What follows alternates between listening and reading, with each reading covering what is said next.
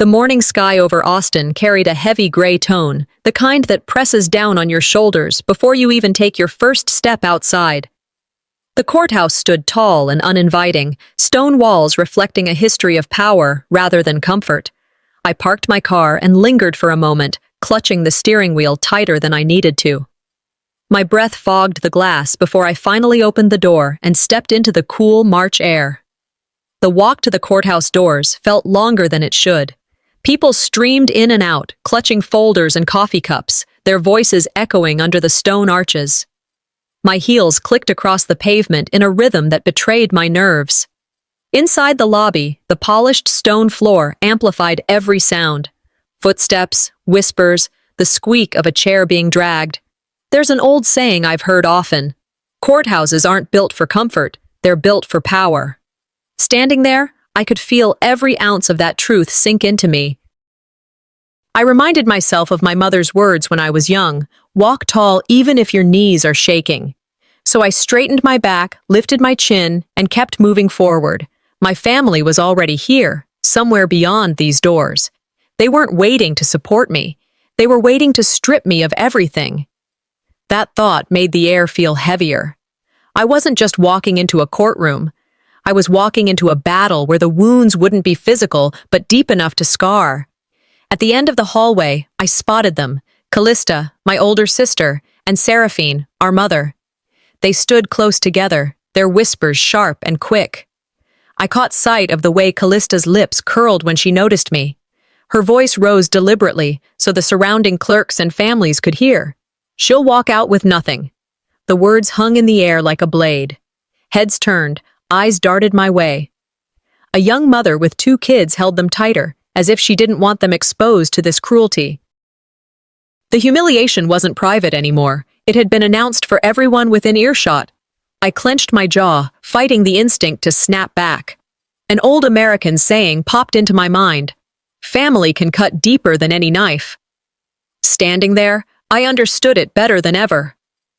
I walked closer, my shoes steady against the polished floor, and stopped just a few feet from them. "Is that what you came here for, Callista?"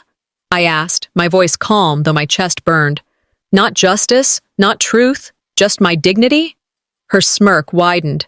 "You never had either," she replied. Her words were laced with venom, meant to pierce deeper than any evidence she could produce inside. I held her gaze, refusing to flinch. Silence was my shield. She could laugh, she could whisper, she could shout, but I wouldn't hand her the satisfaction of seeing me crumble. The hurt boiled inside, shifting into simmering anger. They had already taken so much from me. I would not let them take the last piece of myself, my resolve. The clerk called for order, and we filed into the courtroom. Inside, the fluorescent lights buzzed faintly, and the hum of the air conditioning filled the silence. Rows of wooden benches stretched across the room. At the front, the attorneys arranged their papers with the precision of soldiers preparing for combat. Callista slid into a seat next to Seraphine, right behind their lawyer. It was the front row, close enough to feel as though they belonged. I looked around for my name on the seating chart. My place was far back, near the exit door. A symbolic exile. I was being pushed out, not just in the family, but physically, in the very room where my future would be decided. I walked slowly to the seat, ignoring the few murmurs as I passed.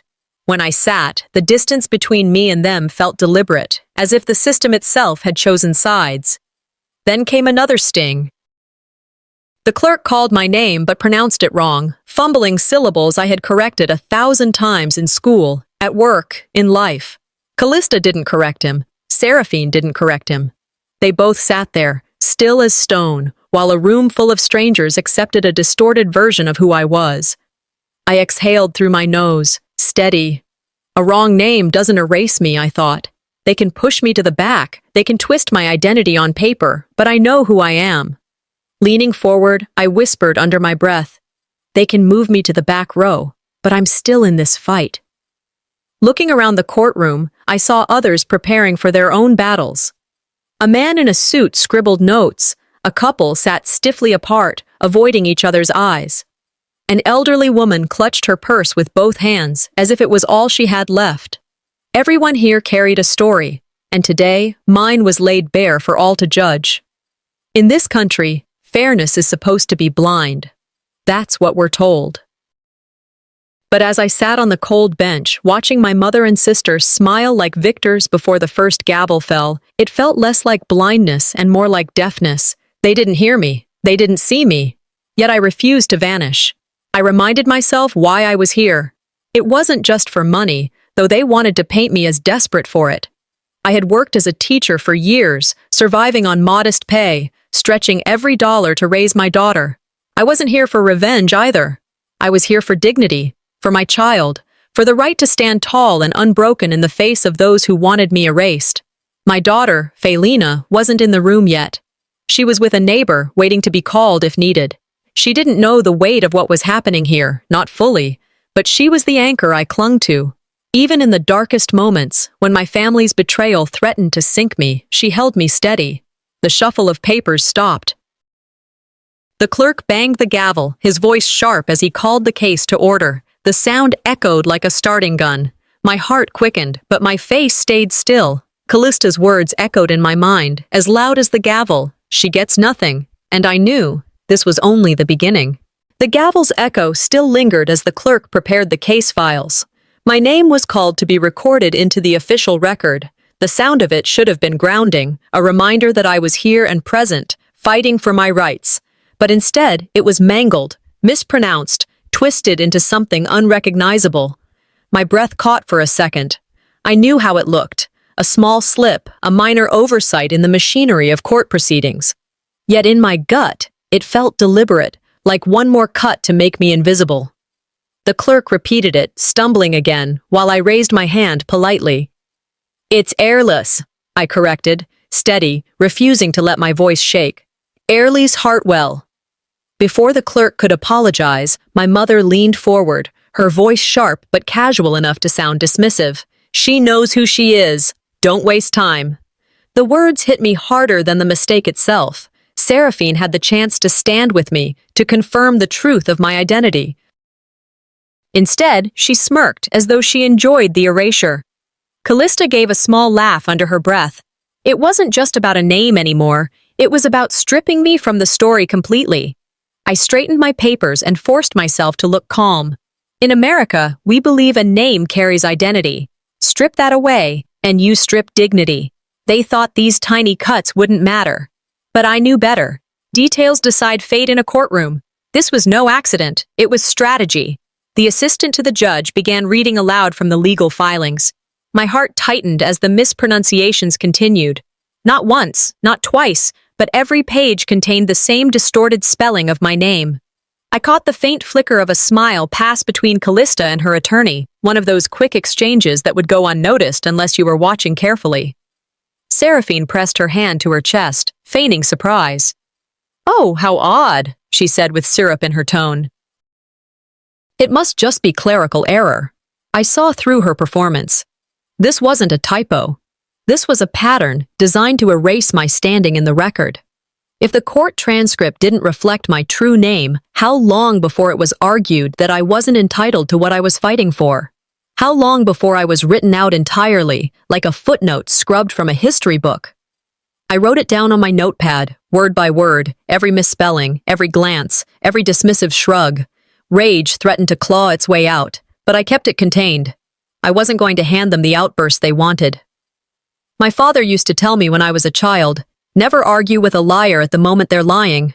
Just let the lie ripen. It will rot on its own. That wisdom anchored me now. The day moved forward into document exchange.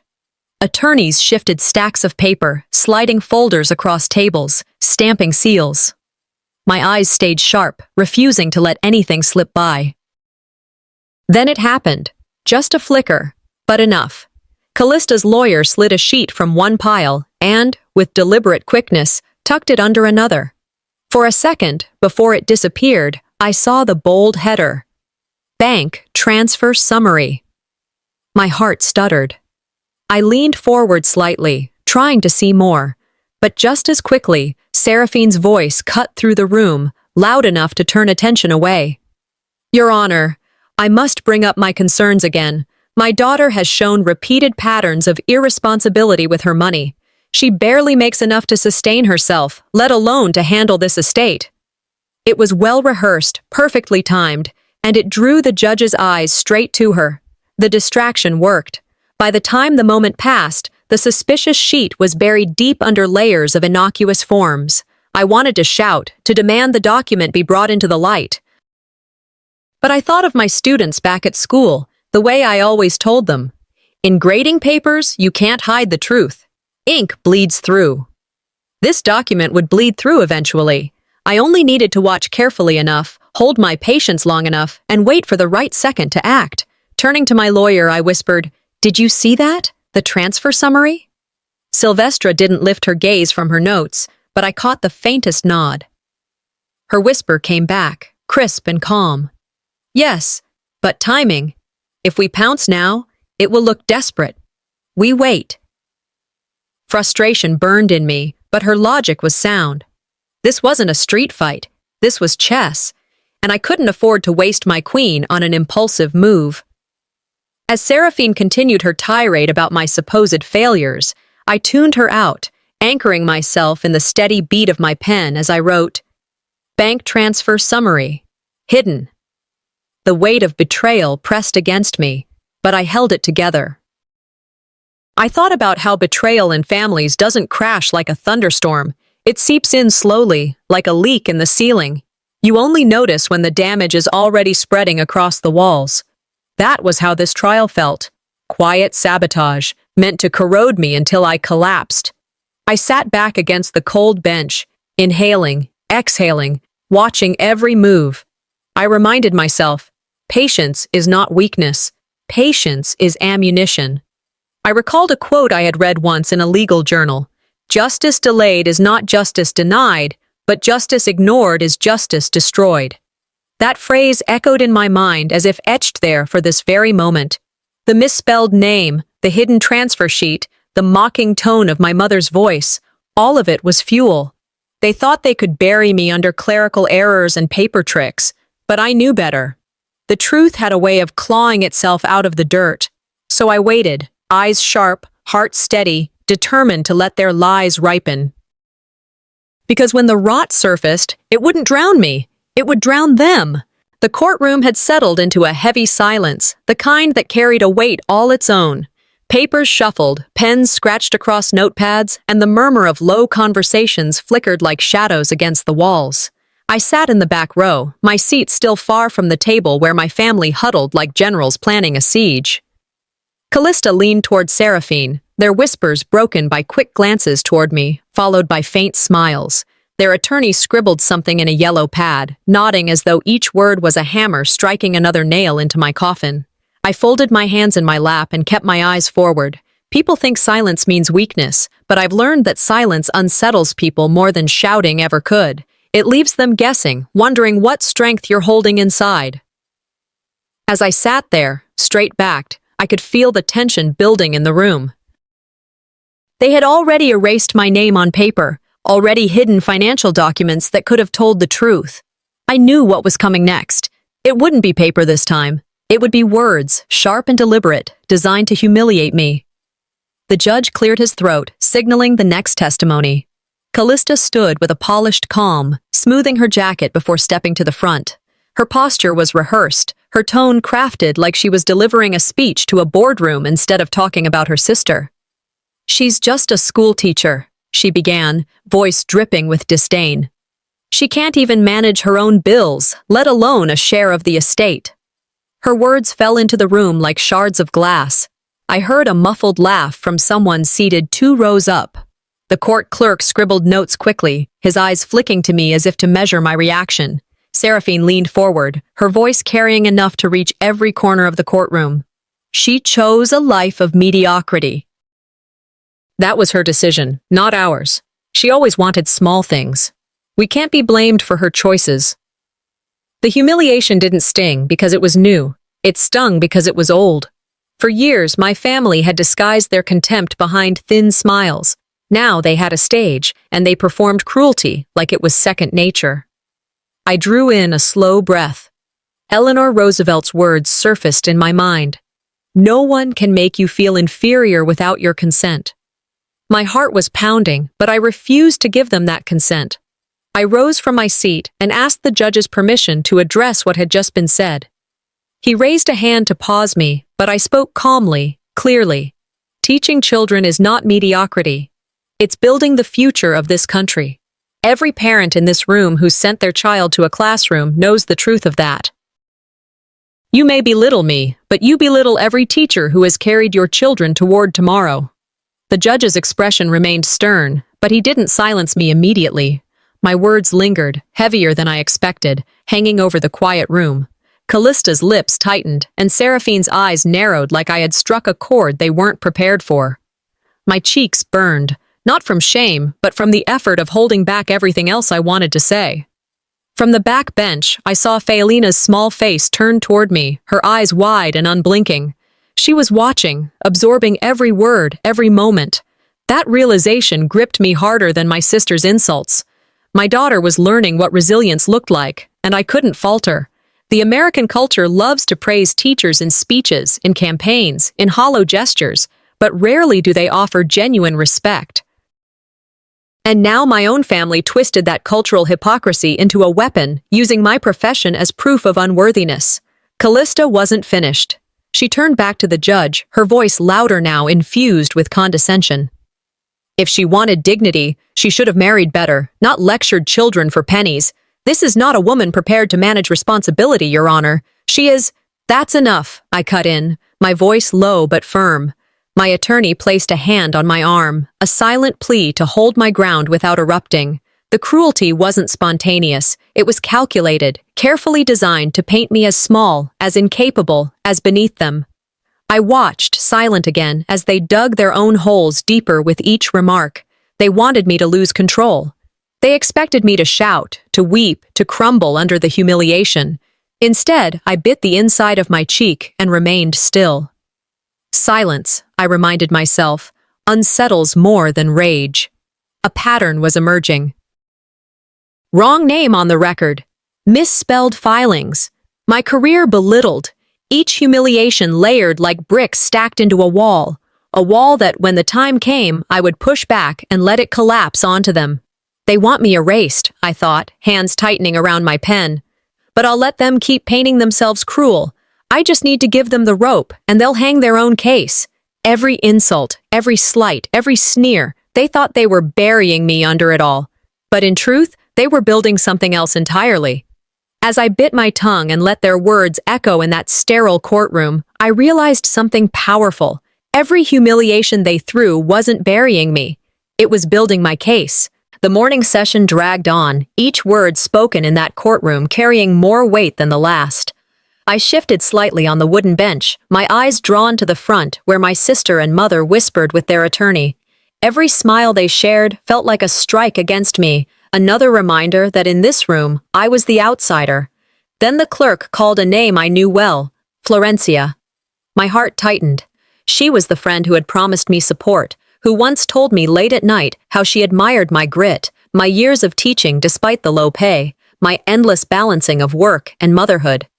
If you ever need someone to speak for your character, I'll be there, she'd once said. And now here she was, standing in front of the judge, the spotlight glaring against her pale face. Do you have testimony regarding the petitioner's suitability? The judge asked. Florencia hesitated, her fingers twisting the edge of her sweater. She looked at me for the briefest second and then quickly away, her eyes landing instead on Callista. I don't recall enough to be of real help here, she stammered. The air shifted instantly. It was as if the oxygen had been sucked from the room. Betrayal doesn't come with a scream. It comes quietly, slicing deeper than you expect. My attorney, Silvestra, clenched her jaw, tapping her pen sharply against her pad. I sat still, though my pulse thundered. Inside, my thoughts spat fire.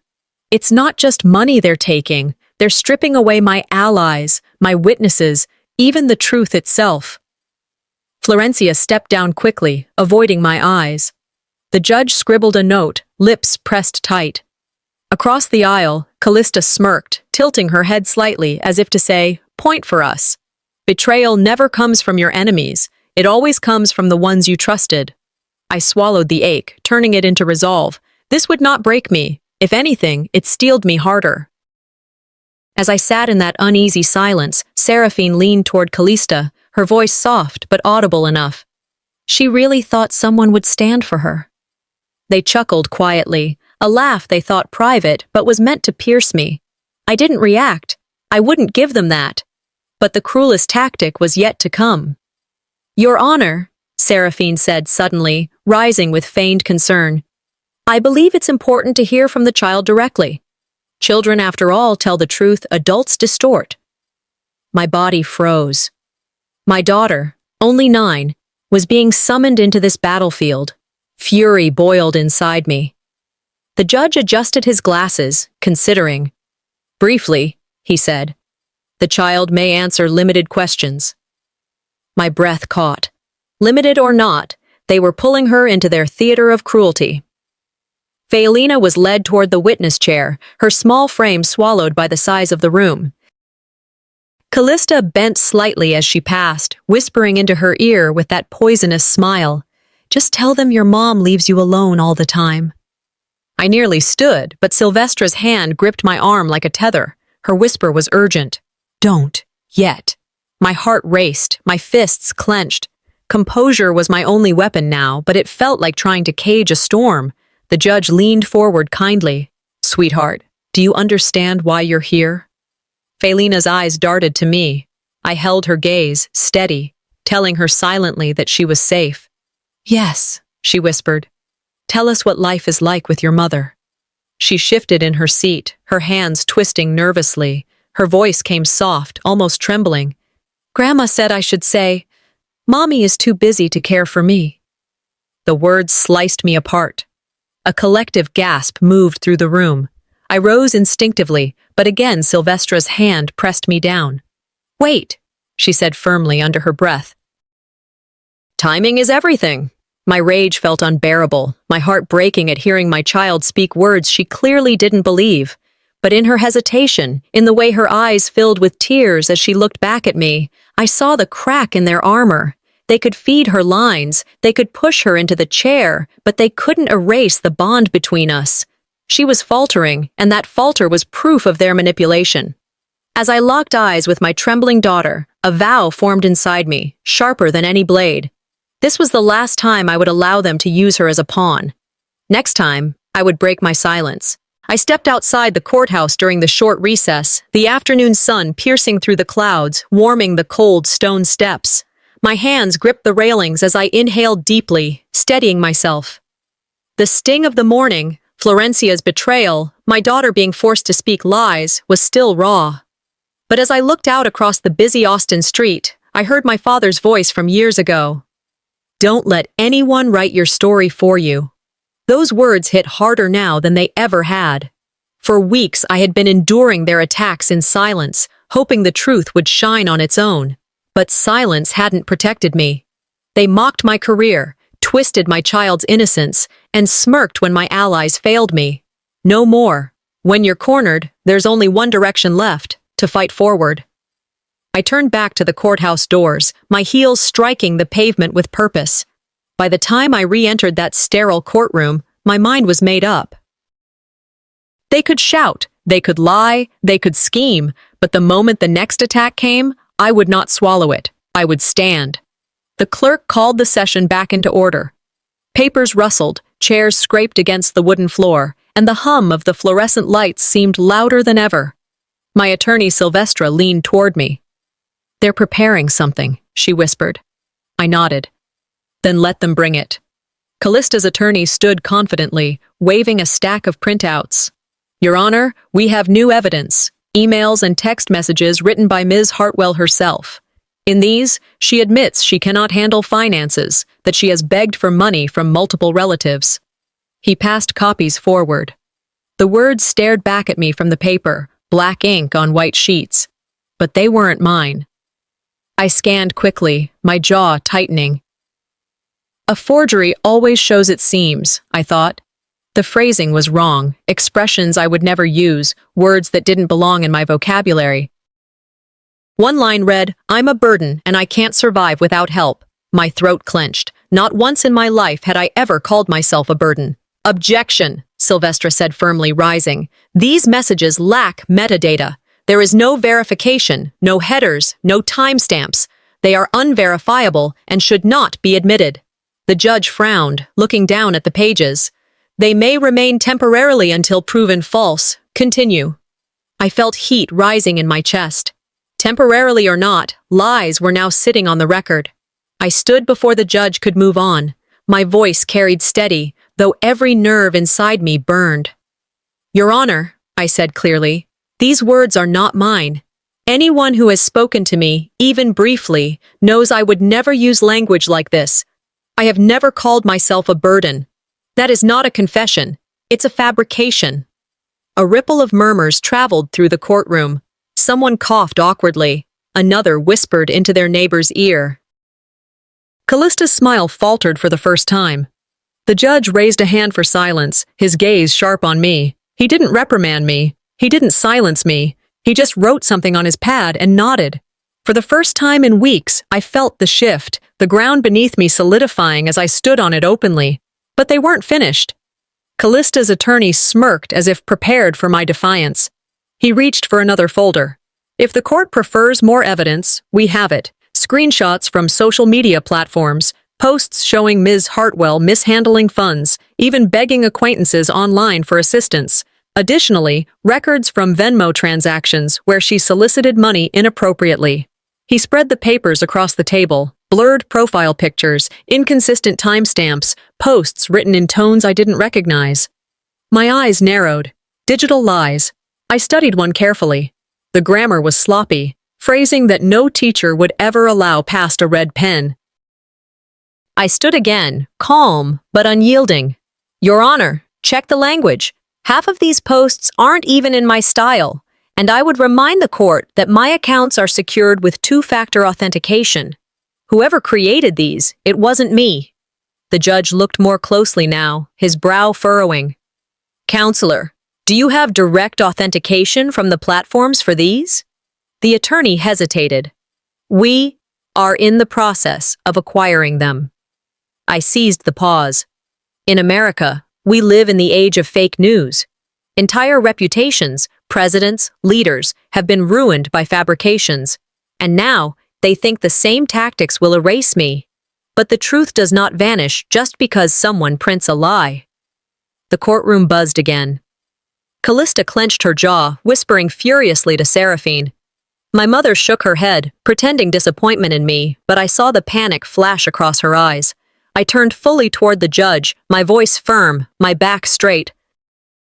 This is not just about inheritance. This is about integrity. If they can fake my words, they will fake anything. And if they'll erase my name, they'll erase my daughter's future. This is not a family fight anymore. It's a matter of justice. The judge leaned forward, his pen still, his eyes locking on Callista's attorney. His silence said more than any gavel could. I sat down slowly, my pulse hammering, but my face composed. I had crossed the line I needed to draw. I would not retreat again. As I sank into my seat, one chilling realization struck me. If they were willing to fabricate my words, the next step would be twisting my daughter's voice. And that I would never allow. The afternoon session began with a tension so thick it could have been carved into the walls. My lawyer, Sylvestra, rose with her notes, her voice calm but edged with determination. She walked the judge through a timeline, pointing out glaring discrepancies in the supposed emails introduced earlier. Your Honor, she began, the timestamps don't align. The emails are dated on days my client was verifiably teaching full shifts. She was in her classroom, not writing these alleged requests for money. Before the judge could respond, Seraphine's attorney jumped up, his voice cutting across the room like a blade. Objection! Irrelevant and speculative. Counsel is wasting the court's time with meaningless technicalities. The judge leaned forward. Sustained. Move on. Sylvestra opened her mouth to protest, but his stern gaze stopped her. She sat slowly, jaw tight, eyes flashing frustration. Inside me, a cold truth surfaced. The truth doesn't always get its full hearing. Sometimes, even in a place meant for justice, it gets silenced. The air shifted. I felt it. My side had just lost ground, and the other side knew it. Callista caught my eye across the room, lips curling upward. She whispered something to Seraphine, both of them nodding as if the victory was already theirs. My chest tightened, but I kept still. Even if my advocate's voice was muted, mine will not be. Silvestra tried again, pushing forward. Your Honor, these inconsistencies go to the heart of credibility. The judge cut her off sharply. One more time, counselor, and I will strike this line of argument from the record. Across the aisle, Callista leaned back, smirking broadly. She's got nothing, she whispered, just loud enough for me to hear. For a moment, despair scraped at my ribs, but I steadied myself. I would not let my daughter see me falter. Justice in America isn't always about who's right. It's about who's louder. But I knew something they didn't. Silence can cut deeper than any noise. The court called for Felina again. My breath stalled. She walked toward the stand, small and fragile under the weight of 100 eyes. Before she climbed into the chair, Callista crouched low, her hand brushing Felina's arm. Say Mommy doesn't cook for you, she whispered with venom, masked as kindness. And I'll buy you that iPad you wanted. My blood ran cold. I heard every word. The judge didn't. Felina's little hands trembled as she held onto the wooden railing of the witness box. She looked at me, her eyes wide, searching for an anchor. Children should never be asked to carry lies, I thought bitterly. And yet here she was, bearing the weight of grown-ups' greed. My hands dug into the bench until my knuckles whitened. Fury roared inside me, but I swallowed it down. This wasn't the moment to erupt. I leaned forward, catching her gaze. Tell the truth, sweetheart, I whispered, my voice barely audible but certain. Always the truth. The attorney cleared his throat. Felina, can you tell the court what life is like at home with your mother? The room seemed to hold its breath. Every eye was on her. She hesitated, the conflict written plainly on her face. The promise of gifts weighed against the bond she had with me. Her lips quivered. Seconds stretched. My heart beat so loudly I thought the whole courtroom could hear it. She opened her mouth, but the words didn't come easily. Her gaze locked with mine, desperate for courage. I clenched my jaw and steadied her with my eyes. No matter what she said next, I knew the war had shifted.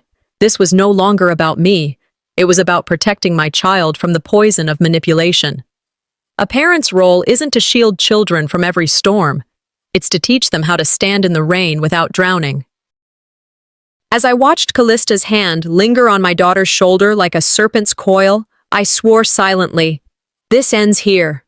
They thought they could buy her voice. Soon, I would make sure the court heard mine. By late afternoon, the air in the courtroom had grown heavy, almost suffocating. Hours of testimony, accusations, and counter-arguments had worn the room thin. It no longer felt like a chamber of justice. It felt like a coliseum where reputations were being fed to the crowd for sport.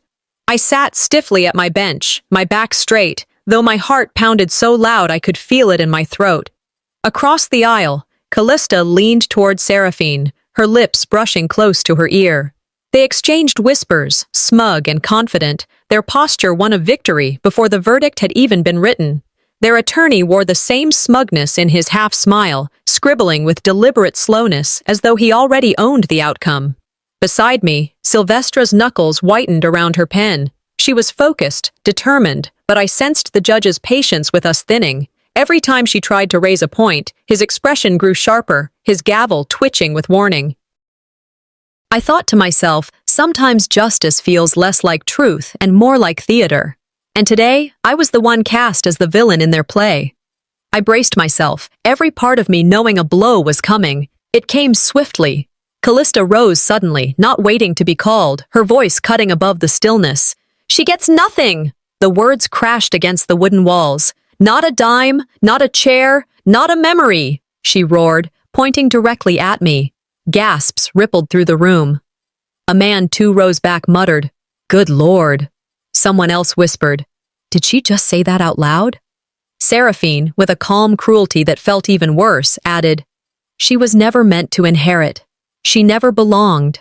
The words sliced deeper than any falsified email or twisted evidence. They weren't just trying to erase me on paper. They were trying to annihilate me in public, to make sure every witness in that room believed I was undeserving not because of law, but because of who I was.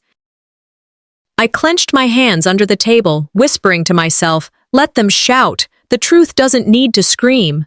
But inside, humiliation burned like acid. My daughter, seated in the gallery, clutched her small hands together, her eyes glassy with tears.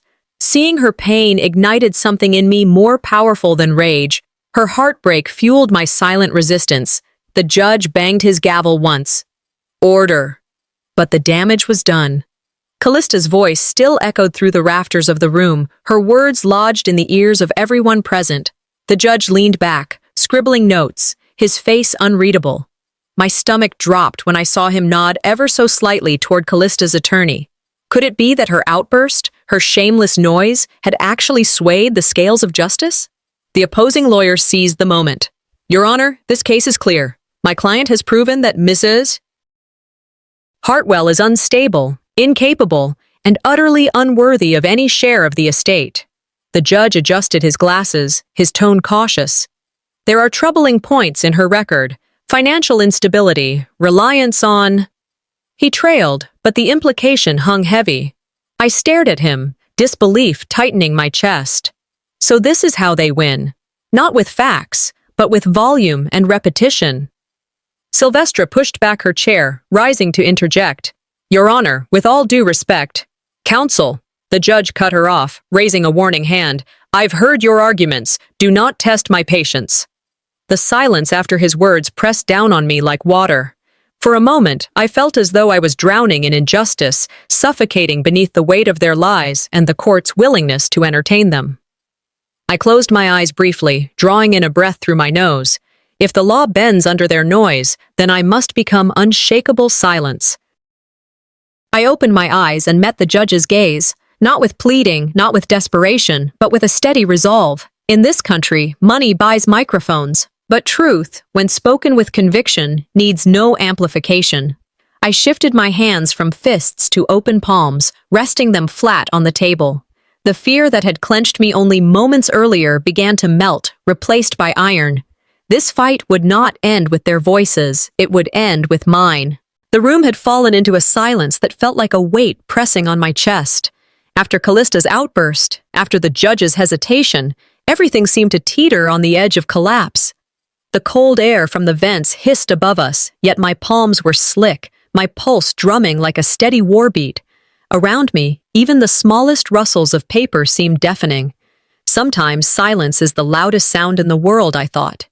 It was the silence of a room waiting for a verdict, the silence of onlookers who believed they already knew who was about to lose. And sitting there, cornered, I could feel despair clawing at me. If nothing shifted, I would lose everything. Then, from beside me, I felt a small tug. My daughter leaned into my side, her lips so close I could feel her breath when she whispered, "Mom, I saw the papers, the transfers. They tried to hide them." My head snapped down toward her. Shock jolted through me, not only because she had noticed, but because she understood. My 9-year-old had been paying attention in ways no one else had.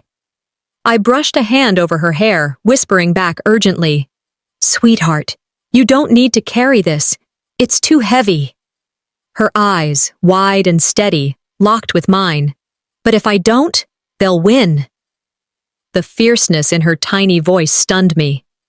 Hope bloomed inside me, fragile but fierce, piercing through the despair that had held me moments before. Children see everything we think we hide, and when the world underestimates them, that's their strength. I kissed the top of her head softly, swallowing the tightness in my throat. "Sometimes the smallest voices," I murmured, "hold the largest truths."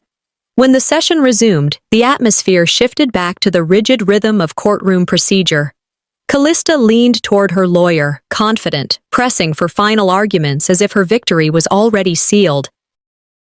I sat still, holding my daughter's hand beneath the table, drawing strength from the warmth of her tiny fingers.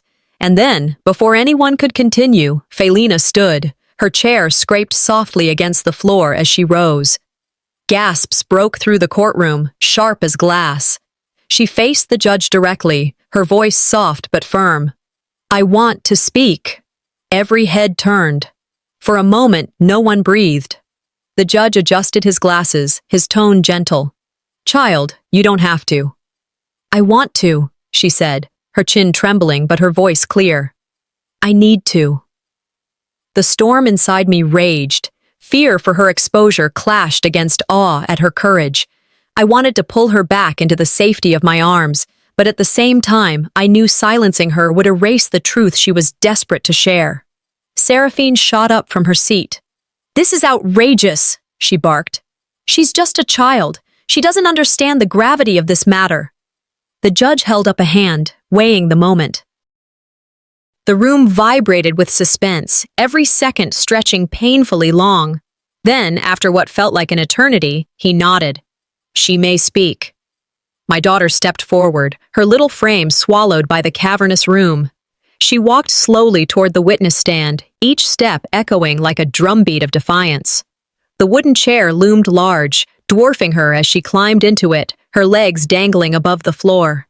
I pressed my hand against my lips, unable to breathe. Suspense thickened into awe. My daughter, the one they had tried to manipulate, the one they had bribed with promises of toys, was about to speak not as their pawn, but as her own voice. As she placed her small hand on the Bible to take her oath, the world seemed to still. This was no longer about inheritance. It was about legacy. I once thought my role was to protect her from the truth.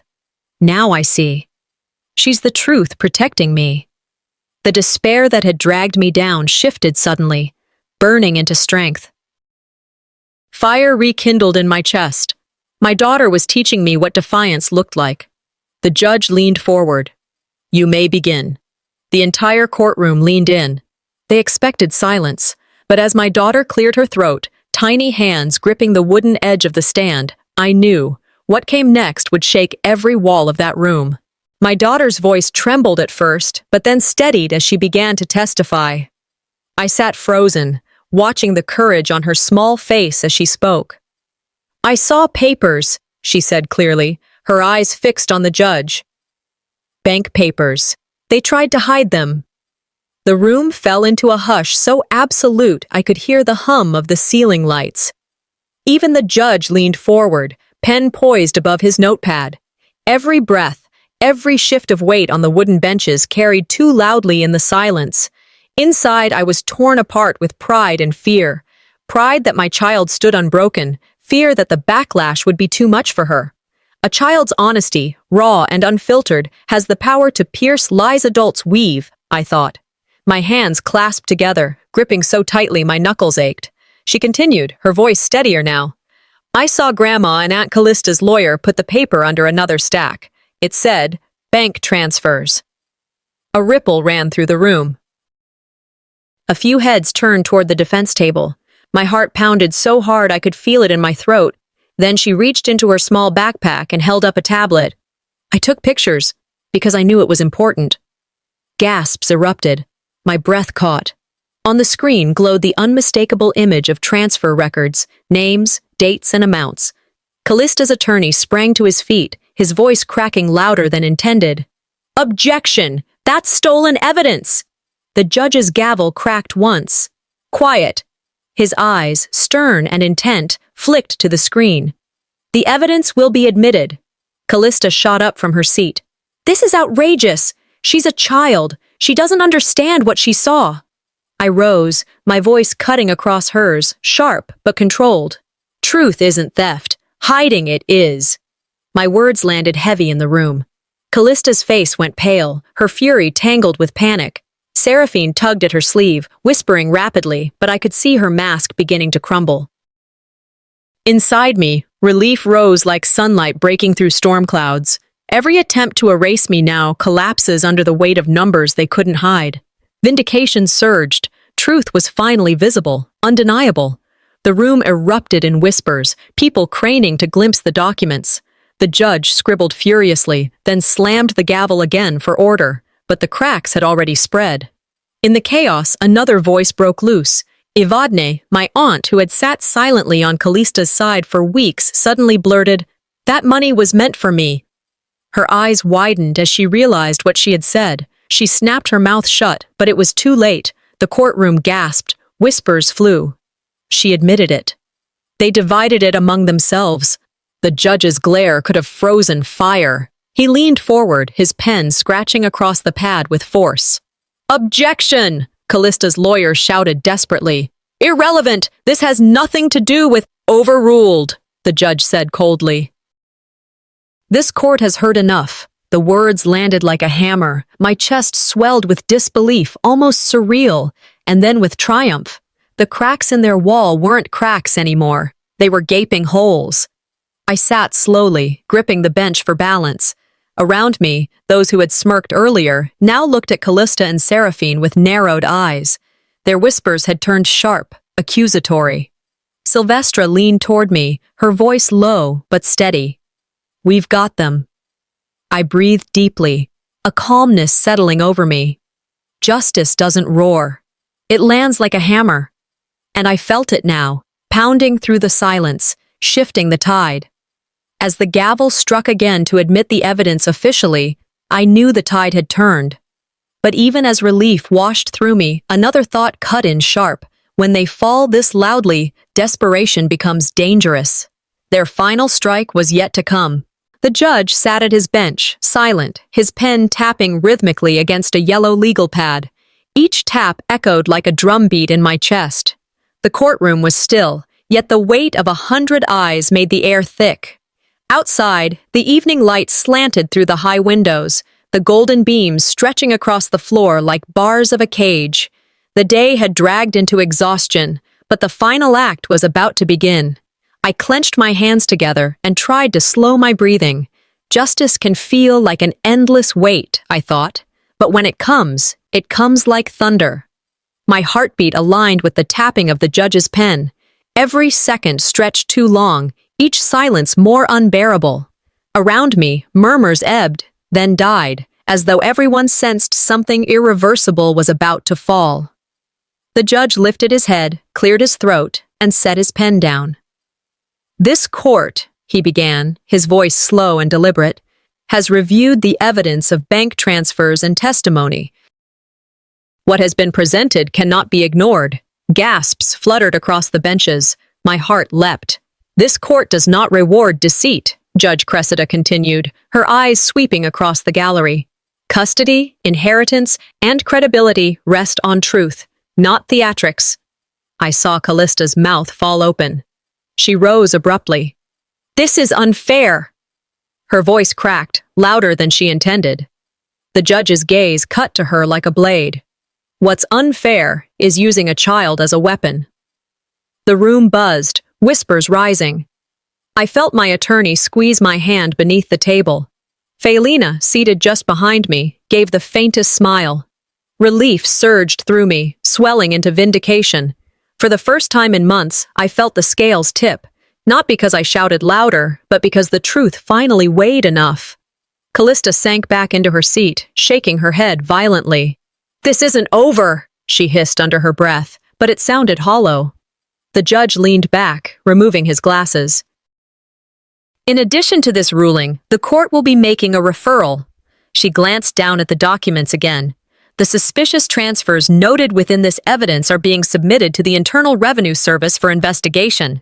The room erupted in gasps, louder than any before. I watched Seraphine pale visibly, her hand clutching her pearl necklace so tightly I thought it might snap.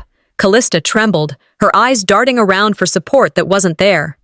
A man in a gray suit stepped into the aisle, an IRS representative who had been waiting in the wings. He spoke calmly but firmly. "Our office has already flagged these accounts. Further action will follow." No, this was family money," Seraphine stammered, rising half out of her chair. "Private money. You have no right." The judge's gavel cracked against wood, silencing her. "Fraud ceases to be private when it's exposed." My chest filled with air I hadn't realized I'd been holding. They thought the courtroom was their stage, I reflected. They forgot real justice has enforcers off stage, too. Callista buried her face in her hands. Seraphine muttered frantically to the attorney beside her, but his eyes were already downcast, his pen idle. The tide had turned too far to reverse. I sat taller, my shoulders squaring. For months they had called me nothing. Today, nothing turned into everything. I didn't gloat, didn't smirk, didn't clap back. I didn't need to. The silence of my composure was enough. The atmosphere of the courtroom shifted palpably. The same people who had earlier looked at me with suspicion now turned their gazes to Callista and Seraphine with disgust. Murmurs sharpened into judgment. Judgment not of me, but of them. Sylvestra leaned toward me again, her whisper steady. "We've done it." I looked at my daughter, her small face radiant with relief. I whispered back, "No. You did it. You kept me standing." I turned my eyes forward again. This wasn't about revenge. This was about ensuring my child grew up knowing that truth matters, even when it seems the whole world is shouting lies. The IRS officer collected the documents, stacking them neatly, his footsteps measured as he carried them out. The judge raised the gavel one last time. The sharp crack reverberated through the chamber, final and absolute. As it struck, I felt the storm break at last. But storms leave wreckage, and I knew the next chapter of my life would be walking through it, choosing carefully what to rebuild. The final crack of the gavel still rang in my ears as the IRS officers gathered their files and walked out of the courtroom. For the first time all day, no one shouted. No one tried to twist words or wave forged papers. Instead, there was only the sound of people shifting uncomfortably in their seats, whispers rippling like wind through brittle grass. I looked across the room at Callista and Seraphine. Their faces were pale, lips pressed tight, their once smug posture collapsed into stiff defiance. Even in defeat, they tried to look unshaken, but the tremor in Seraphine's hands betrayed her. Callista's glare darted toward me, sharp as glass but hollow now. Sylvestra leaned close, her voice quiet but steady. "It's over." I nodded, but I knew better. Legal battles end with gavels. Personal battles end only when the weight of betrayal lifts from your chest, and that takes longer. Winning doesn't erase scars. It just means you survived the fire. Relief coursed through me, but it was laced with exhaustion, the kind that makes your bones ache. I rose carefully, gathering my papers, each movement deliberate. The gallery stared, some with surprise, some with sympathy, others with curiosity. I ignored them all. Callista hissed across the aisle, her voice dripping with venom. "Don't think this makes you someone." I didn't look at her. I didn't answer. Instead, I stood straight, smoothed my jacket, and walked toward the door without turning back. Sometimes silence is louder than thunder. Walking away is the final strike. My heels clicked on the marble floor, the echo carrying down the long corridor. Each step felt like reclaiming ground they had stolen from me. I wasn't rushing. I wasn't hiding. I was leaving with dignity intact. Halfway down the hall, a small hand slipped into mine.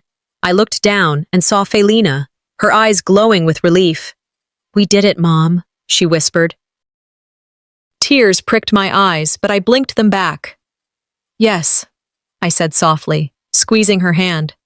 "We did." Liberation washed through me. The act of walking out, silent and steady, felt more powerful than any words I could have thrown back at them. I realized in that moment that the courtroom had never been their victory stage. It had become mine. As the doors loomed ahead, I let my thoughts unravel. Betrayal, I reflected, always comes from the ones you trust most. And American families are no strangers to inheritance wars. Money reveals character, but it also strips masks. Today, every mask had slipped. I heard Maya Angelou's words echoing in my mind. When someone shows you who they are, believe them the first time. My mother had shown me years ago who she was. I just hadn't wanted to believe it. I accepted now what I had resisted for so long. Seraphine was still my mother, yes, but not the mother I once needed. My grief wasn't for losing family ties, it was for admitting they had never truly been there. It was a grief that cut deep but healed clean. As the heavy doors swung open, the cool Texas evening air swept over me. I inhaled deeply, the scent of asphalt and distant barbecue smoke filling my lungs. For the first time in months, my chest loosened. I could breathe freely. Independence, I realized, isn't just financial. It's emotional. It's the moment you stop waiting for permission to stand tall. I didn't need their approval. their acceptance, or their validation. All I needed was the strength I had carried all along, and the hand of the little girl walking beside me. Felina looked up at me, smiling, and in that smile I found my anchor. Proof that survival had meaning. Proof that everything I endured wasn't for nothing. I paused at the top of the courthouse steps, the sky darkening into twilight. People filed out behind us, their murmurs following like shadows, but I no longer cared. I had left more than a courtroom behind. I had left their chains. And freedom, I was learning, comes with its own battles still ahead. The courthouse doors closed behind us with a heavy thud, muffling the last murmurs of the gallery. I stepped into the cool Texas evening with Felina's hand in mine, the dusky sky painted in streaks of violet and fading gold. The courthouse lights flickered on above, sterile and white, but to me it felt as though the sun had finally risen after months of darkness. I inhaled deeply, letting the air fill my chest. For the first time in a long while, I didn't feel as though every breath was borrowed. For months, I was their shadow. Today, I became my own light. Liberation coursed through me, though it carried a bitter undercurrent. The ties that had once defined me, family bonds that should have nurtured, had burned away. What remained was strength, but also grief for what could never be rebuilt. I looked at Felina, her small fingers curled tightly around mine, and I knew that even grief could be carried when you weren't carrying it alone. "Mom," she whispered suddenly, tugging at my arm, "you told me to tell the truth, and it saved us." I froze mid-step, looking down at her as the courthouse steps spread wide beneath us. She flung her arms around my waist, burying her face into me. Cameras from the local press flashed, reporters jostling, but in that moment, all I felt was her heartbeat against mine. I bent and hugged her back tightly. "Sweetheart," I whispered, my voice trembling, "you were braver than anyone in that room today." She sniffled, lifting her head, her eyes shimmering. "I just wanted them to stop lying about you." Tears slipped down my cheeks, not the hot, bitter tears of defeat I had cried so many nights, but the cleansing kind, the ones that wash pain into relief. The embrace on those courthouse steps was more than comfort. It was victory. Not mine alone, but ours. "This wasn't just my fight," I whispered into her hair. "It was yours too. And you won." We stayed like that, wrapped in each other's arms, under the blinding camera lights, while the city hummed beyond us. For the first time, I let myself breathe deeply enough to believe it was over. As the crowd began to disperse, a familiar face approached me. Mrs. Lockhart, my old neighbor, someone who had sat quietly in the gallery for most of the trial. Her eyes were wet as she stepped closer. "I always knew you were telling the truth," she said softly. "I'm sorry I didn't speak up sooner." I studied her face, the lines of regret etched deeply, and felt no anger. Just a quiet acknowledgement of how lonely truth can be until it finally breaks through. "It's all right," I told her gently. "Late is still better than never." Behind her, I caught snippets of the reporters murmuring. "The brave teacher who faced her own family and won." The words drifted through the air, surreal and strange. For so long, the whispers had been knives in my back, branding me irresponsible, unworthy, invisible. Tonight, the whispers bent, reshaped, carrying something new. Respect. Quiet, tentative, but real. In this country, reputation can be stolen in a minute, but it takes a lifetime to earn it back, I thought. Tonight, I began reclaiming mine. Felina squeezed my hand again. "Do we have to go back in there tomorrow?" she asked nervously. I crouched down to her level, brushing a strand of hair from her forehead. "No, baby. That part's done. From here on, it's just us, and we decide what happens next." Relief crossed her face, and for the first time in months, she smiled without shadows behind it. As I straightened, I reflected on what this war had truly been about. It was never about money, not really. It was about refusing to let them define me as nothing. I had drawn my line in the sand, and I had held it. Callista and Seraphine would face their own reckonings, IRS audits, disgrace in the eyes of a community they once manipulated so easily. That wasn't my battle anymore. My path was forward, with dignity as my compass and resilience as the inheritance I would pass to my daughter. The cool evening wrapped around us as we descended the courthouse steps, leaving behind not just the building, but the chains they had tried to bind us with. As long as we have the truth, I murmured aloud, mostly to myself, we have everything we need. Felina tilted her head up at me. And we have each other. I smiled, gripping her hand tighter. Yes, sweetheart. And that's the best victory of all. We walked toward the street, the courthouse glowing behind us, fading into the night. Every step carried me farther from the weight of betrayal, closer to the life I was determined to build. As the courthouse doors shut for the last time behind me and my daughter's laughter carried into the night, I knew the verdict had done more than protect us. It had rewritten the story they tried to erase, and the next chapter, this time, would be ours to write.